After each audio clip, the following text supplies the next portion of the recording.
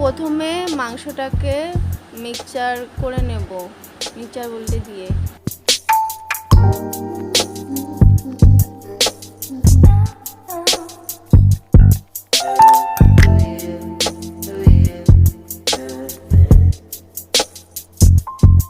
এবারে আলুটা ছুলে ভালো করে ধুয়ে নেব। পেঁয়াজ সাথে পেঁয়াজ কাটতে হবে।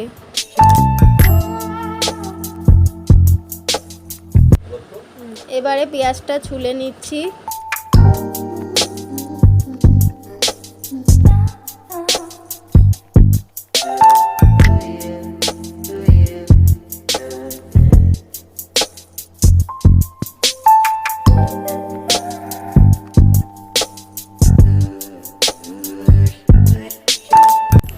এবার আমি আলুটা ভালো করে ধুয়ে নেব।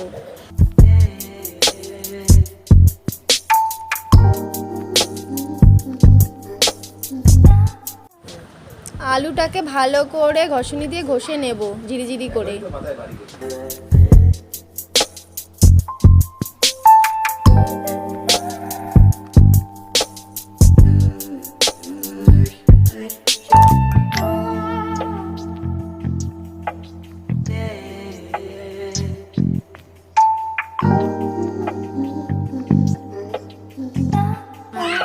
রসুনটা ছুলে নেব এবার।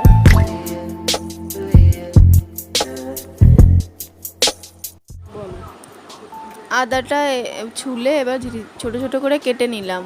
এবার পেঁয়াজটা ঝিরিঝিরি করে কেটে নেব। আলুটা 3-4 বার জল ছেঁকে ছেঁকে ভালো করে ধুয়ে নিতে হবে। আদা রসুনটা হালকা করে বেটে নেব।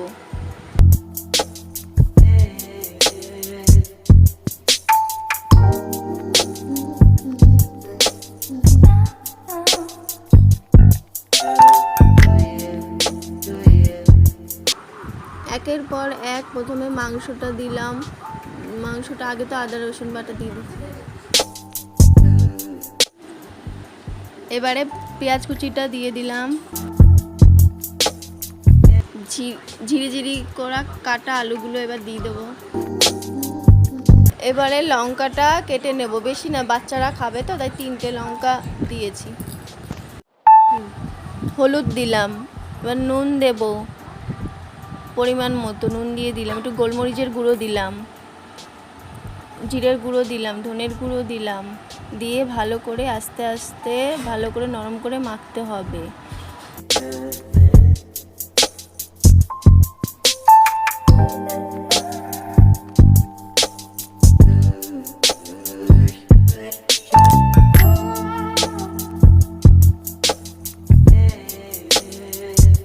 এবারে অ্যারারুট দিয়ে আস্তে আস্তে মাখাতে। আপনাদের কাছে যদি অ্যারারুট না থাকে তাহলে ময়দাও দিতে পারেন।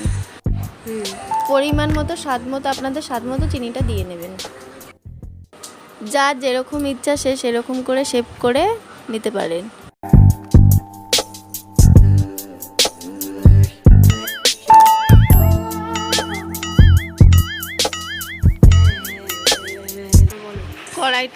গ্যাসটা ধরিয়ে কড়াইটা বসে তেলটা দিয়ে দিলাম। কড়াইটা গরম হয়ে গেল।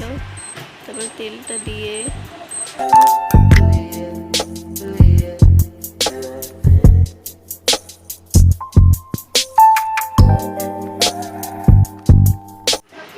গরম তেলে এক এক করে এবার ছেড়ে দিলাম।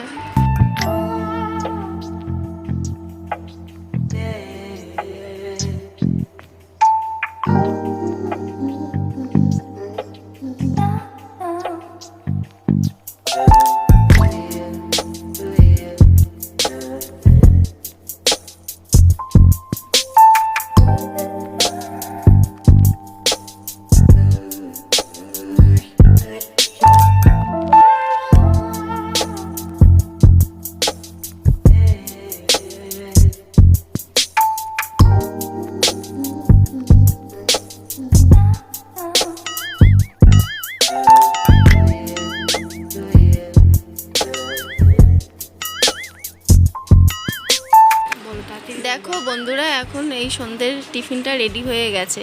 কেমন হয়েছে দেখে বলবে।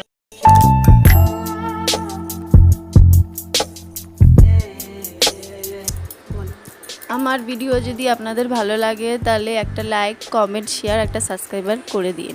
ধন্যবাদ।